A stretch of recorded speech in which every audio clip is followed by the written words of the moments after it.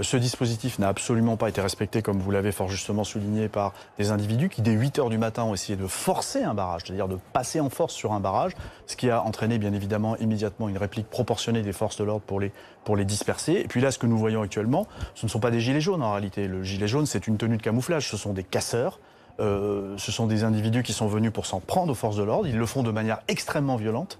Et permettez-moi d'avoir en ce moment même une pensée pour nos gendarmes mobiles, nos CRS, les policiers de la préfecture de police de Paris qui sont au contact pour les repousser, pour tenir, comme vous le voyez sur vos images, le plateau de l'Étoile. Ce sont des gens qui s'en prennent au plateau de l'Étoile, là où brûle en permanence la flamme du soldat inconnu. Voilà ce qu'ils attaquent en ce moment. Donc ce sont des casseurs, des gens extrêmement violents. Ce ne sont pas des gilets jaunes. La gilet jaune, c'est vraiment une tenue de camouflage et ça discrédite vraiment durablement le mouvement. Enfin, voilà, ce sont uniquement des casseurs et on parle de 3000 personnes. 3000 personnes. 3000 personnes en ce moment, donc, sur la place de l'Étoile, c'est ce que vous nous dites. Ces casseurs, ce sont des professionnels?